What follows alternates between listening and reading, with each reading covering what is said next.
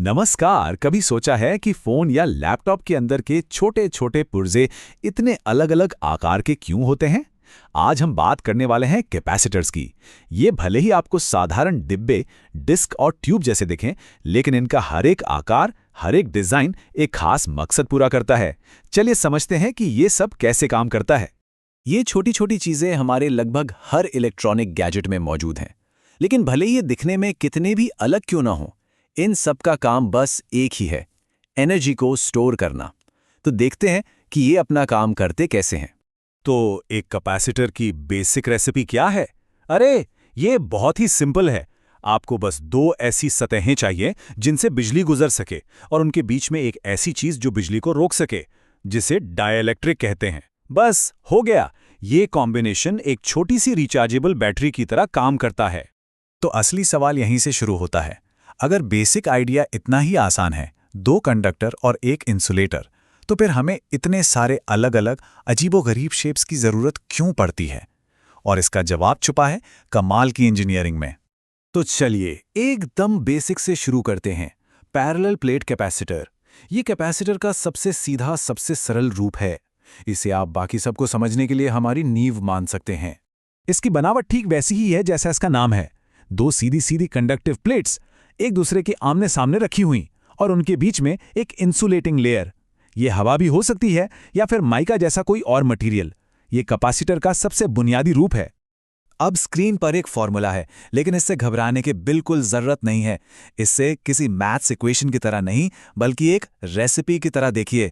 ये हमें वो तीन मेन इंग्रेडिएंट्स बताता है जिनसे ये तय होता है कि कोई कैपेसिटर कितना चार्ज स्टोर कर सकता है। तो चलिए एक एक करके इन तीनों चीजों को समझते हैं। पहली चीज है ए, यानी प्लेट्स का एरिया। ये तो सीधा सा हिसाब है। जितनी बड़ी प्लेट्स, उतनी ही ज्यादा जगह चार्ज को स्टोर करने के लिए। जैसे एक बड़ी बाल्टी में ज्यादा पानी आता है, वैसे ही बड़े एरिया का मतलब है ज्यादा कैपेसिटी। अगला है डी, यानी प्लेट्स के बीच की दूरी। और पता है, यहां मामला थोड़ा उल्टा है। आप प्लेट्स को जितना पास लाएंगे, कैपेसिटी उतनी ही ज्यादा होगी। ऐसा इसलिए क्योंकि पास होने पर प्लेट्स के बीच अट्रैक्शन फोर्स मजबूत हो जाता है, जिससे वो और भी ज्यादा चार्ज होल्ड कर पाती हैं। और हमारा आखिरी इंग्रेडिएंट है एप्सिलॉन, यानी डाइलेक्ट्रिक, प्लेट्स के बीच का इंसुलेटिंग मटेरियल। इसे आप कैपेसिटर का सुपर चार्जर समझ सकते हैं। कुछ मटेरियल्स हवा के मुकाबले इलेक्ट्रिक फील्ड को कहीं बेहतर तरीके से फोकस करते हैं और कैपेसिटी को कई गुना बढ़ा देते हैं। ठीक है, तो अब हमें बेसिक रेसिपी तो पता चल गई। अब देखते हैं कि इंजीनियर्स ने इसे और बेहतर कैसे बनाया। और ये सब एक बहुत ही कॉमन प्रॉब्लम को सुलझाने के लिए किया गया।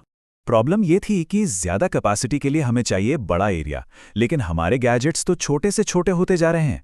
तो सवाल ये है कि कम जगह में ज्यादा एरिया कैसे फिट किया जाए। खैर, इंजीनियर्स ने इसका एक बहुत ही स्मार्ट सोल्यूशन निकाला। सोल्यूशन बहुत ही कमाल का था। एक बड़ी प्लेट बनाने की जगह उन्होंने कई छोटी छोटी प्लेट्स को एक के ऊपर एक सैंडविच की तरह लगा दिया।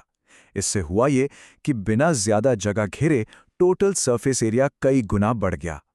पुराने रेडियो ट्यूनर में आपको अक्सर ऐसे ही डिजाइन देखने को मिलते थे। अब बात करते हैं कुछ ऐसे कैपेसिटर्स की जो छुपे हुए होते हैं।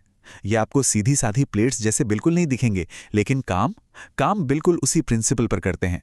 ये आपको सिलिंड्रिकल और स्फेरिकल, यानी बेलनाकार और गोलाकार शेप में मिलेंगे।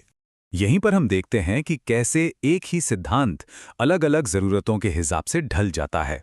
जैसे कि सिलिंड्रिकल कैपेसिटर, याद है टीवी के पीछे लगने वाली मोटी केबल?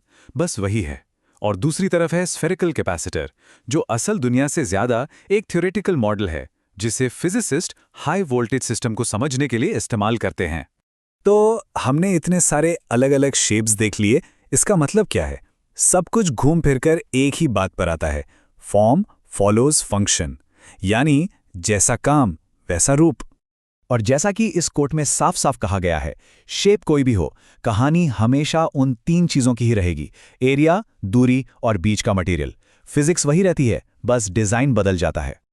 और ये टेबल ये पूरी कहानी को एकदम साफ कर देती है। देखिए, हर शेप के पीछे एक वजह है। पैरेलल प्लेट है बेसिक्स समझने के लिए, मल्टीप्लेट है छोटी जगह में ज्यादा पावर के लिए, सिलिंड्रिकल है केबल्स के लिए, और स्फेरिकल है थ्योरी के लिए। है ना? सच में जैसा काम वैसा रूप। तो आखिर में हम क्या समझे? यही कि अक्सर बड़े-बड़े कॉम्प्लेक्स डिजाइन्स के पीछे एक बहुत ही सिंपल और खूबसूरत प्रिंसिपल छिपा होता है।